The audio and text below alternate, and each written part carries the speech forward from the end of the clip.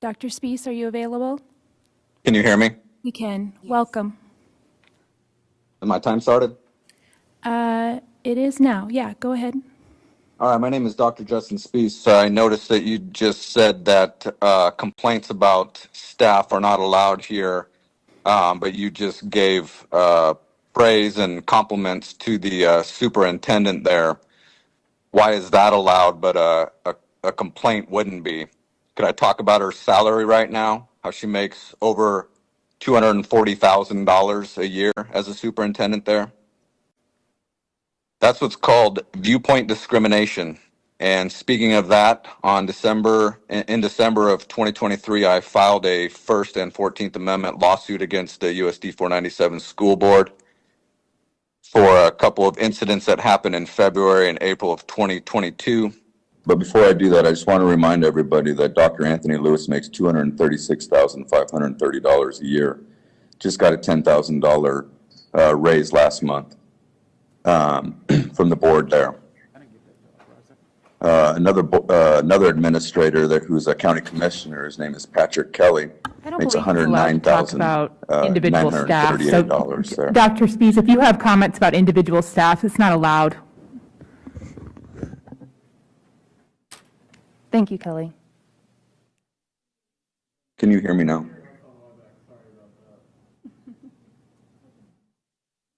Can he hear us? He can't hear you guys on WebEx. We'd have to start the WebEx in the meeting, and we haven't done that. Can you text him that he cannot say? You don't hear me now?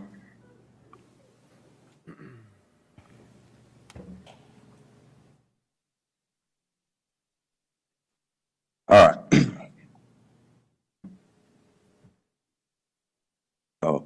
Oh, okay. I got cut off because I was mentioning staff salaries. Anyways, this past week, there was a student in USD 497 district at the Lawrence College and Career Center, and she stood up and said she can't speak cannot about wear a mask and Dr. does not want to Spees. wear a mask. Dr. Spees, if you have a Yo, complaint man, what do you or guys do? What are you individual guys doing comment about tonight? a student, we have to hear that in executive session. We're not allowed to talk about individual students. Why do you guys keep muting me, man? Stop muting me. You're not muted. This is true stuff. She was told by staff Are you that there were able studies to upon type that studies in the? upon studies that showed that masks do not. Yo, man, this stuff is true. First, we have Pastor Leo Barbie. Is Pastor Barbie here? Okay. To the board, to Superintendent Lewis, to the board, I'm thankful for the opportunity to be able to just speak to you very briefly. And I just want to first introduce myself, say a few words to Superintendent Lewis, a few words, and a few words to you. This brief word to Superintendent Lewis. I'll say this without any apology, that I'm convinced that the Lord has brought you here. And I want to say to you, do not be intimidated to leave here. You've been here, been pointed, divine. I believe that God has brought you here from a divine appointment. And I say this, do not let anyone or anything intimidate you to leave this community, because you are a blessing. Sarah Smith. I'm a mom of 4, 2 at New York, 2 at Central. But I want to talk about my son Micah today. He's 10. Micah has had behavioral problems, low frustration tolerance, and aggressive outbursts for as long as I can remember. He's been in therapy since toddlerhood and was able to graduate from therapy at about age 8. But throughout that therapy process, he was diagnosed with ODD, which is oppositional defiance disorder. He also presents with symptoms of ADHD and anxiety. Long story short, he has a very, very, very short fuse. He was able to graduate from therapy due to the diligent work of his therapist, but more importantly, and arguably, they put probably more work into it, are his teachers, his counselors, his RAPS worker, the principal at New York, and the other staff that is at New York currently. It was a lot of hard work to get to where we are, and the New York teachers and staff have stood behind him, worked with us and his therapist, and created a safety plan for him. These teachers in that building are his safe space. He's currently in the 4th grade with Sarah Edmonds, an amazing educator. Sarah is compassionate, hardworking, patient, and kind to him, and Micah does not always make that easy. Samantha Saltz, who is here today, his former 1st grade teacher, and her classroom are the safe space he escapes to when he needs to decompress and get away from his peers. She is the trusted adult he seeks out first when things get overwhelming for him. Shane Hyman, his 3rd grade teacher, is there to lend an ear to him and all of his other students always. Shane led Micah's 3rd grade class through the unprecedented pandemic and remote learning with grace, kindness, and humor. Sunny Halstead, our principal, is equally amazing. She has attended all of our parent-teacher meetings with us and has helped us strategize and maintain Micah's 504 plan. Then there are the counselors.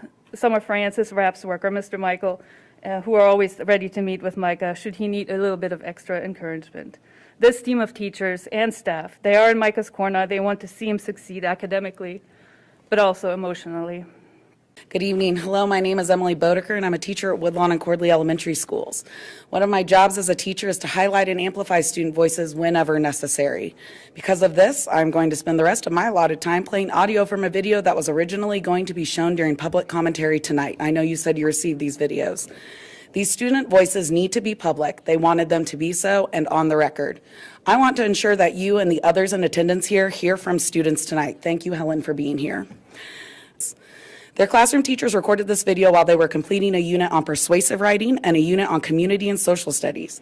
Their essential question was, why is it important to participate in your community? Moving forward, I implore you to think about the qualitative data these students present when talking about their schools and the teachers who care for them. The first question is, what's one word to describe Woodlawn? Safe. Love. Home. Family. Safe. Home. Unique. Woodlawn is happy. Polite.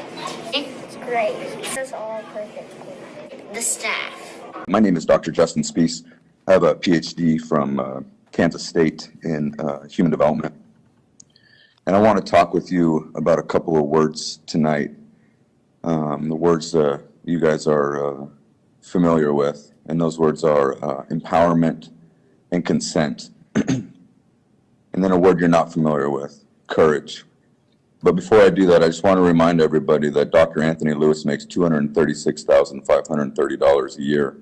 Just got a $10,000 raise last month from the board there. Another administrator who's a county commissioner, his name is Patrick Kelly, makes $109,938 there. Dr. Spees, if you have comments about individual staff, it's not allowed. Thank you, Kelly. Can you hear me now?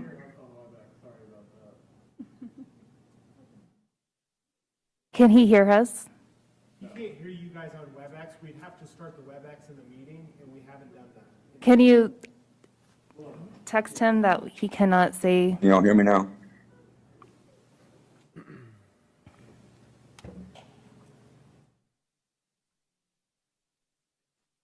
All right.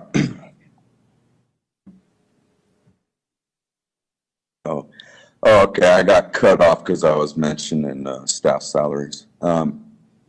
Anyways, this past week there was a student in USD 497 district at the Lawrence College and Career Center, and she stood up and said she cannot wear a mask. She does not want to wear a mask. Dr. Spees,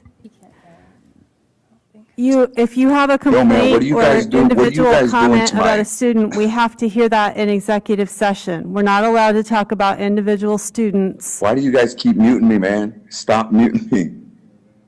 You're not muted. This is true stuff. She was told by staff Are you that there were able studies to upon type that studies in the? upon studies that showed that masks do not. Yo, man, this stuff is true. Thank you. They just cut me out.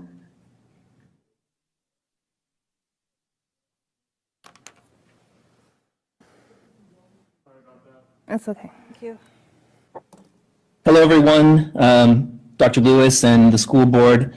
My name is Brady Swenson. I am a parent to 2 children at Woodlawn, and just wanted to express to you my gratitude for your work. As someone who is from a family of mental and emotional health issues, a long history, including myself and my daughter, we have very much appreciated the support, the absolutely extraordinary support that she has received at Woodlawn Elementary. It's been, she's in 5th grade now. We've been through, basically know every single teacher in that building. They all know my daughter, and they know her struggles, and everyone there is united in supporting her in that entire building. It's an extremely safe place for her. My name is Dr. Justin Spees. Each week I've been going to the county commissioners meeting and reminding them that I haven't forgotten what they've done to the community, to the kids in the schools, and to me personally. And I'm going to do the same for you guys as well. I'm going to hold you guys accountable as well. And it's not just you, it's not just the county commissioners, it's everyone. Everyone that treated us like second-class citizens thought it was okay to abuse children. So I want you to consider this your bi-weekly reminder. And just because we don't meet every week, don't be thinking that I haven't forgot. Even next Monday, when there's no meeting, know that I haven't forgot. Dr. Lewis, you wanted a job in another state. Why is that? You don't like it here? Justin, we are not going to call out individuals. Well, you know, a couple meetings ago, Dr. Lewis had one of his friends. Okay, we're going to mute him. Thank you, Justin. We're going to move on to the next agenda item. All right, whatever. My name is Dr. Justin Spees, and the school board doesn't allow me to speak directly or about directly to or about board members, which also includes not being able to address Superintendent Lewis. So instead of doing that this evening, I thought I'd read a little story I wrote earlier today, and it goes like this here. Once upon a time, in a land far, far away, there lived a school superintendent named Lewis Anthony, who was determined to run his school district into the ground. We're going to mute you. You are violating our policy. Thank you. Next on the agenda is board commentary. All right, so my name is Dr. Justin Spees, and I've written a little story. I tried to read it last time. I got censored for some reason because I included a name that wasn't anybody up there on the stage, so I'm not including any names. It's a fictional story. It's ain't about you guys up there to lose your egos. All right, so once upon a time in a land far, far away, there lived a school superintendent who was determined to run his school and district into the ground with his unnecessary overreach into the lives of the families of Never Never Land. The superintendent was a proud man, but because of that, he was driven by arrogance and a thirst for power. He was so scared of words and the truth that he censored a guy who spoke words he didn't like and the truth he hoped to avoid. So this superintendent and his merry band of school board members would only allow the guy to talk online at school board meetings, which made it as easy as pushing a button on a tablet to kick him out of the meetings if they didn't like the words he strung together in his sentences. Each time they threw this citizen out of the school board meetings, they would say to him, "You aren't allowed to directly address any particular board member," which includes the superintendent. At the last meeting, this citizen, who by all accounts is a hell of a guy, was censored and hung up on during his comments for simply asking why the superintendent applied for another job in his home state, and if it had to do with him not liking his current superintendent job, and if so, why did he no longer like his job in Never Never Land? Seemed like reasonable and appropriate questions to ask given the importance of the situation. I mean, how else do you find out why the superintendent doesn't like this job and therefore felt it necessary to apply somewhere else right in the middle of a disaster in the school district that he created? However, a recent school board meeting public comment was opened by the superintendent's close friend and pastor, who proceeded to, no cap, slobber all over the superintendent for a full 3 minutes. Couldn't gush over him enough. It was over the top and purposely so. So that was perfectly fine for this superintendent's good friend to talk directly about him. But asking why the superintendent isn't committed to the students, schools, and families is suddenly off limits, and the punishment for doing so is to be immediately banished from the meeting and censored. But this superintendent was also profoundly incompetent at his job as superintendent. Enrollment fell through the basement floor. A massive deficit was created by his short-sightedness and ego. You see, this superintendent's ego was his Achilles heel. One day, the superintendent had his ego bruised by some street corner protesters calling loud on his massive and inexplicable $236,350 salary. as he drove by, so he tried to run them over with his car twice during one incident. No charges were filed by the authorities because, well, apparently in Never Never Land, a car driven by an angry man that's traveling at any rate of speed somehow is non-threatening at all, and the pedestrians aren't believed when they say they feared for their lives. But this isn't a fairy tale ending. Sadly for all parties involved, this superintendent didn't get the new job he applied for, though the Never Never Land papers made it seem like he was a shoo-in. Word is he didn't get the job because the new school district got word of him trying to run over 3 protesters with his car and decided that ain't a good look. Somehow Never Never Land doesn't think it's a bad look, so he's still here burning things to the ground. So now the citizens of Never Never Justin, you're Land... done. Thank you. All Can we right. mute his Thank- mic? Thank you. And there was a ruling on that the other day in December. And going forward on my complaint is my viewpoint discrimination claim, my retaliation claim, and my unequal protection claim. The next steps in that will be going into filing some motions and then getting into discovery. And I noticed in your policy now you have a rule that says foul language is not allowed here during general public comment. And when I read that, I was thinking to myself, isn't that some shit? I mean, just think about it. Who the fuck is going to define Dr. what foul Spees, language we have a is? high obligation to protect the students that may be listening. Can you refrain from using obscene language? Oh, fuck no. My First Amendment rights don't stop just because of that. So I think, that just confirms what I was thinking. I was like, isn't that some shit? And it's actually, now I think about it, it's bullshit. You can't say what words we're not allowed to speak here and come out of our mouth, no matter what your ruling is for it. And so if you try to do that, it just confirms even more how authoritarian you bitches are. Every single last one of you. Gonna sit up there and try to say what words can come out of people's mouths. Dr. And Spees. matter of fact, your policy says that if foul language is used, you're immediately removed from the Dr. meeting. Spees, you have 27 seconds left, and in that 27 seconds, there should not be any additional obscene language. I'm going to restart the clock for you. You have 7 additional seconds. Go. Oh, fuck that. Fuck that. So anyways, like I was saying, it's complete bullshit that you're going to sit there and try and tell me that I can't say certain words, or anybody can't say certain words. I mean, who the fuck do you think you are? Dr. Spees, I mean, really, just think about it. Just think about it. you Who the fuck cannot do you use think you foul are? language when you're addressing this board.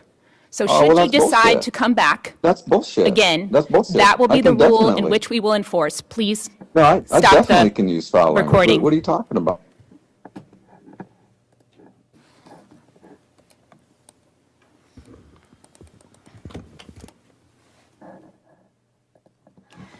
Okay, I'm just going to recenter everybody for a moment, and we're going to take 2 minutes, because that kind of language changes the tone and the direction of this board and how we operate.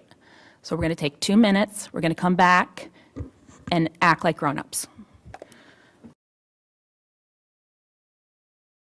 A reminder, just a board policy as it relates to public comment, that this speaking to the board about board policy is germane to our business, but we do expect, because we are a public school setting, that individuals providing public comment do so without utilizing obscene language. I also want to note that for the last caller, before the WebEx was turned off, the entire time for which the speaker was allowed was fulfilled in terms of our obligation there, and we cut the WebEx off after 3 minutes.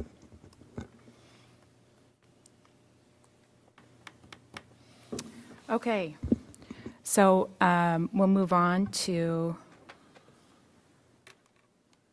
board commentary, right? Yep.